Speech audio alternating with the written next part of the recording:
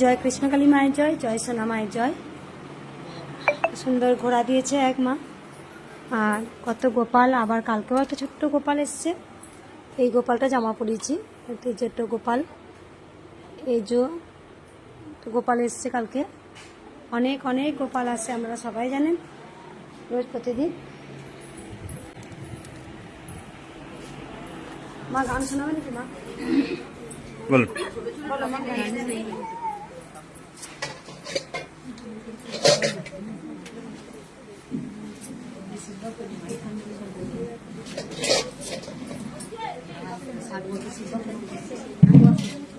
ওম নমঃ শিবায়, ওম নমঃ শিবায়, ওম নমঃ শিবায়।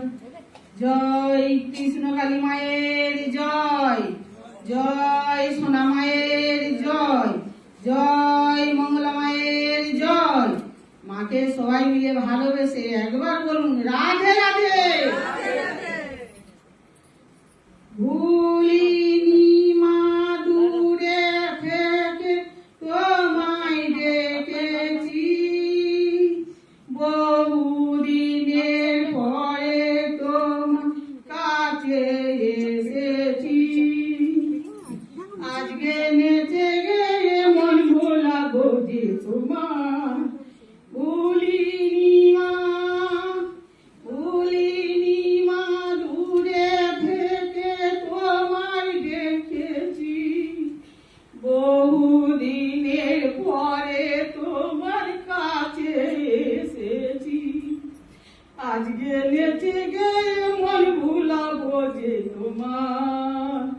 ভুলিনি মা। জয় কৃষ্ণ কালী মায়ের জয়, জয় সোনা মায়ের জয়, জয় মঙ্গলা মায়ের জয়। মাকে সবাই মিলে ভালোবেসে একবার বলুন রাধে রাধে।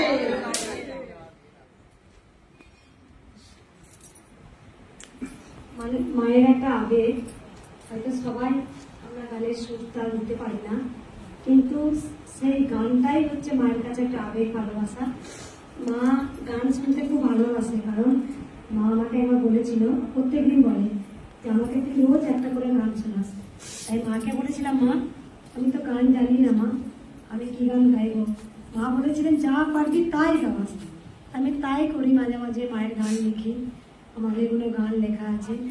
কয়দিন আগে একটা আমি গান লিখলাম, যে গানটা লিখলাম যে এই গানটা, যে জীবনে পেয়েছি আমি আঘাত হাজার, তবু মাগো আমার গলা থামবে না, জয় কৃষ্ণকালী মায়ের জয় বলা। সত্যি এই জীবনে আমি অনেক আঘাত পেয়েছি। হয়তো আজকে সবাই দক্ষিণেশ্বরে মন্দির আমরা পুজো দিতে যাই, আমরা কিন্তু দক্ষিণেশ্বরে ভগবতী মাকে দেখে আমরা প্রণাম করি, বা মন্দিরটা যখন লাইট জ্বলে যখন আমরা যাই, কি সুন্দর মন্দিরটা আমরা বলতে থাকি, আমাদের মন একটা অন্যরকম ছুঁয়ে যায়। তাই কৃষ্ণকালী মায়ের মন্দিরটা অনেকজন ভক্ত এসে যখন বলবেন যে মায়ের মন্দিরটা সত্যি করে কি সুন্দর, মন ছুঁয়ে গেল।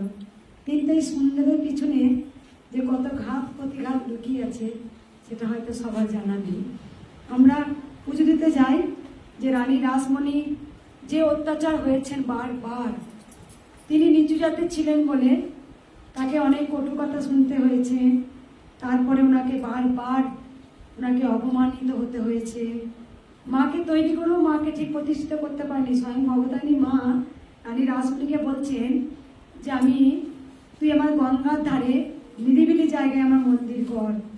আমি সবসময় বলি রানী রাসমণির যে ঝড়টা তিনি নিয়েছিলেন, আজকে আমরা অনেক যুগের পরও কিন্তু আমরা যাই ভবতারিণী মায়ের কাছে পুজো দিই দক্ষিণেশ্বর। আজকে যখন আমি থাকবো না, কিন্তু সবাই এসে একটা কথাই বলবে, কি সুন্দর মন্দিরটা, এখানে লাইটের কাজ, এখানে এটা। তাই কি সুন্দরের পিছনে যে কত কিছু দিতে হয়েছে বা এখনো হচ্ছে সেটা আমি জানি। এই মায়ের মন্দির পরিপূর্ণতা দিতে গিয়ে আমি জানি মা সীতাকে, রাম সীতা লক্ষ্মণ, যে সীতা মাকে অনেক কিছু তারকেও পরীক্ষা দিতে হয়েছে।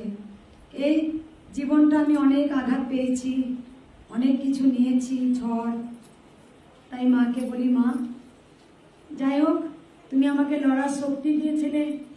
আর আমি সবসময় বলতাম রানী রানী রাসমণির আছে অর্থের বল, আর আমার আছে ভক্তের বল। তাই মায়ের মন্দির হবে, তাই বলেছে সবসময়। প্রেমানন্দজি সবসময় পজিটিভ কথা বলতেন। আমাদের দুহাত তুলে বললে কৃষ্ণকালী মায়ের নাম, পূর্বের তো সকল মনস্কাম। আজ প্রেমানন্দের বাহু তুলে বললে সবাই হরে কৃষ্ণ কৃষ্ণ কৃষ্ণ হরে হরে। আজকে জয় কৃষ্ণকালী মায়ের জয় কোথা থেকে পেয়েছেন? আজকে সবসময় আমরা যারা ভক্তরা আমরা উদ্ধার হচ্ছি মায়ের নাম জপেতে। জয় কৃষ্ণকালী মায়ের জয়। আজকে মহাপ্রভু চৈতন্যদেব হরে কৃষ্ণ নাম সংকীর্তন ঘরে ঘরে দিয়েছিলেন। আজকে সন্তান বিনা কিন্তু মা সুখী নয়। আমরা ভাবি কি মা তো, মাকে ভালোবাসলি, মাকে ফুল দিলি সব আমাদের পাওয়া যায়। এটা ভুল। কারণ বাম বাম তারা, বাম বাম তারা। তাই নৃসিংহ নারায়ণের সঙ্গে প্রহ্লাদের নাম সব সময় থাকবে, আলাদা করতে পারবেন না। নরসিংহ নারায়ণ বিষ্ণু এলেন, প্রহ্লাদকে ভক্ত প্রহ্লাদের জন্য আমরা পেয়েছিলাম। নৃসিংহ নারায়ণ ওম বিষ্ণু।